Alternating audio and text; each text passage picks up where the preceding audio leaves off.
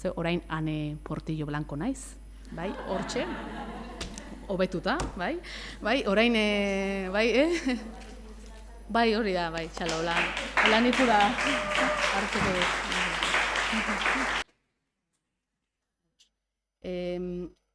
Ane Portillo Blanco, eta bueno, hau pixka bat ere inork interesa baldin badu jakiteko, doktore tesia egiten ari da STEM hezkuntzaren inguruan, eta orain aurkeztuko duan proiektu hau implementatzen ari da hainbat ikastetxeetan, oporretan dago ere, bai, uztailare opor hilabetea delako, zorionez, eta zuentzako ere aister, eta niretzat ere, bai. STEM hezkuntzaren inguruko ikerketa egiten ari da, eta implementatzen ari da ikastetxeetan.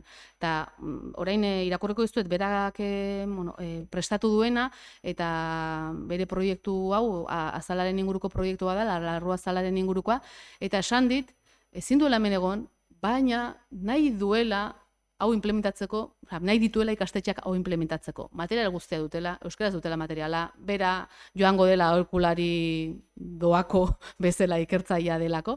Eta, bueno, hau kontatzera nator, baina inork interesa baldin badu hurrengo ikasturtean, iraietik aurrera ere implementatu nahi duelako ikerketa egiteko evidentziak jasotzeko, ikusteko, bueno, ze bide egin dezaken proiektuak eta STEM hezkuntzan, bigarren hezkuntzan nola garatu, gonbidapen hori egiteko esan dit, eta idatzi guri, eta harremanetan jarriko zaituztet berarekin.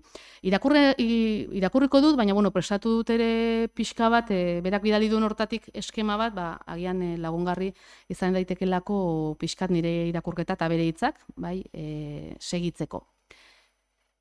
Diziplinartekotasuna gelan dagoen elefantea bilakatu da. Guztiok dakigu han dagoela, eskatzen digutela, eta momenturen batean begietara begiratu eta aurre egin beharko diogula. Baina noski, galderaz beteriko kontua ere bada. Zer da, nola eraman aurrera, zein gai erabili daiteke, nola koordinatu. Diziplinartekotasunaren gai horretan, mugimendu ezagunena STEM hezkuntzarena da. Urteak daramatzailea da, ate azpitik hanka erakusten, eta ikasgela askotan errealitate bilakatzen ari da. Arazoa da, maila teorikotik praktikora eramateko moduen inguruan aukera eta iritzi ezberdin asko daudela, eta ondorioz, itzulpen prozesu hori nahasia bilakatu dela. Nire doktoretza proiektuan, anerenean, uler dezazuen laburpen arin bat egingo dizuet. Kontuan izan da STEM hezkuntza gaur egun duen garrantzia eta aplikatzeko orduan dagoen nahasmendua, ikerketan oinarrituta dauden bigarren hezkuntzarako proiektuak sortu nahi ditugu. Horretarako, bibliografia errebisio batetik hasita, zenbait ezaugarri finkatu ditugu eta 2 proiektu diseinatu ditugu, eta gaur bat aurkeztuko dugu. Hitzaldi honen helburua STEM hezkuntza den korapilo hau pixka bat askatzea denez, guretzat lagungarriak izan diren finkatutako ezaugarri orokor batzuk azalduko dizkizuet. Txedoazenak. Hasteko, egin beharreko galdera, lehen galdera, da ea ze demontre den STEM hezkuntza. Ondo, STEM hitzaren siglek, zientzia, teknologia, ingenieritza eta matematikari egiten diote referentzia. Hori ezaguna duzue. Definizio aniztasuna itzela izan arren, guztiek amankomunean dute integrazioaren garrantzia. Hau da, disiplinak lotzea. Horretan oinarrituta, guk STEM hezkuntza gutxienez 2 disiplinen integrazio egiten duen metodologia bezala definitzen dugu. Ez hori da haiek proiektuan hartu duten bidea. Baina noski ezin da edozein modutan egin. Errealitatean testu inguratua egon behar du, eta edukiak integratzeaz gain, prozedurak eta kompetentziak ere elkar lotzea garrantzitsua da. Spoiler txiki bat egingo dizuet, jakin dezazuen doktoretza proiektuan egindako 2 proiektuetako bakoitzak 2 disiplina bakarrik lotzen dituela momentuz.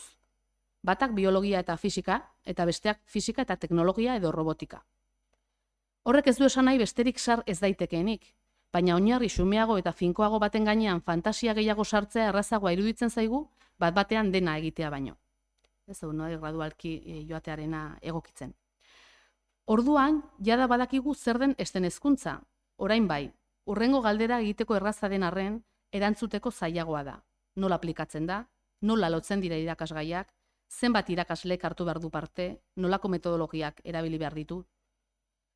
Az gaitezen puntuz puntu. Disiplinen arteko integrazioa modu askotan egin daitezke, eta bibliografian hitz espezifiko asko aurkituko dituzuen arren, guk 2 maila ezberdinetan bereizten ditugu dagoen integrazio kantitatearen arabera.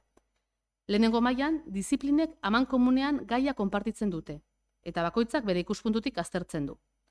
Horren adibide bat eguzkia litzateke. Non fisikaren ikuspuntutik argiaren espektroa landu datieken, eta biologian fotosintesia aztertu. Bigarren integrazio mailan arazoen bidezko ikaskuntzan testuinguratzen dira STEAM proiektuak. Hau da, arazo erreal eta zehatz baten konponketara bideratzen da proiektua. Eta disiplina ezberdineko ezagutzak eta gaitasunak erabili behar dira hori konpontzeko, lotura askoz estuagoa bilakatuz. Bigarren kasu honetan bi modutan egin daiteke. Irakasgaiak mantenduz, edo irakasgaiak desagerraraziz. Eta hori ere, zuek ere mukari zaretenan, badakizue bi bideoiek daudela.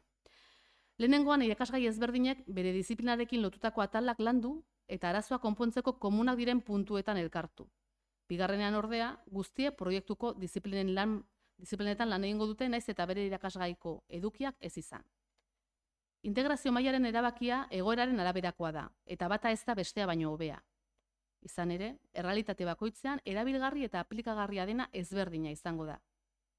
Irakasle bakarra garatu nahi badu proiektua, bere irakasgaiaren barruan hainbat disiplina sartzera behartuta egongo da. Irakasle bat baino gehiago dauden kasuan, bakoitzak bere disiplina errespetatu dezake edota elkartu daitezke guztiak lantzeko.